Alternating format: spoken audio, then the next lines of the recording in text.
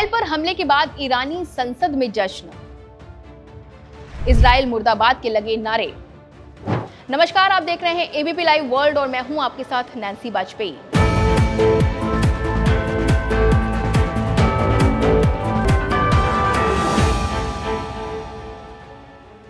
चौदह अप्रैल को middle east में वो देखने को मिला जिसका डर सभी को सता रहा था। ईरान ने आधी रात को इजराइल में ड्रोन्स और मिसाइलों से हमला कर दिया, जिसके कई वीडियो सोशल मीडिया पर वायरल हो गए हैं। इस बीच एक और वीडियो भी सामने आया है जो ईरानी संसद का है। बताया जा रहा है कि इजराइल पर एयर स्ट्राइक के बाद ईरान की संसद में जश्न मनाया गया और इजराइल को चेतावनी भी जारी कर दी गई। इस दौरान ईरान की संसद में इजराइल मुर्दाबाद के नारे भी गूंजे। ईरानी मीडिया के अनुसार ईरान की संसद मजलिस के स्पीकर ने कहा है कि इजराइल या उसके समर्थकों की ओर से किसी भी तरह का हमला या अन्य तरह का दुस्साहस किया गया तो उसका करारा जवाब दिया जाएगा।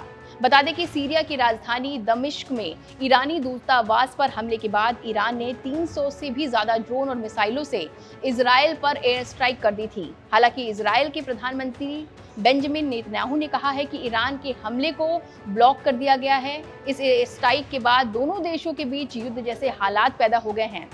न्यूयॉर्क टाइम्स की रिपोर्ट ने इजरायली अधिकारियों के हवाले से बताया है कि 14 अप्रैल को ईरान की ओर से इजराइल पर 185 ड्रोन, 110 जमीन से जमीन पर मार करने में सक्षम मिसाइलें और 36 क्रूज मिसाइलें दागी गई थी। वहीं इस एयर स्ट्राइक पर इजराइल का दावा है कि ईरान के हमले में एक सैन्य ठिकाने को मामूली नुकसान पहुंचा है। ज्यादातर मिसाइलों और ड्रोन को हवा में ही नष्ट कर दिया गया। इस बीच अमेरिका ने ईरान और इजराइल दोनों को ही हिदायत दी है।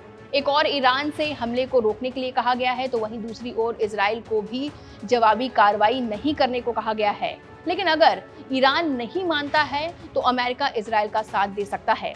हालांकि दोनों देश के बीच के इस तनाव में दुनिया भर के तमाम देशों की टेंशन बढ़ा दी है, क्योंकि युद्ध हुआ तो तेल के दामों से लेकर रोजमर्रा की जरूरतों के सामानों के दाम भी बढ़ जाएंगे, जिससे महंगाई आसमान छू सकती है।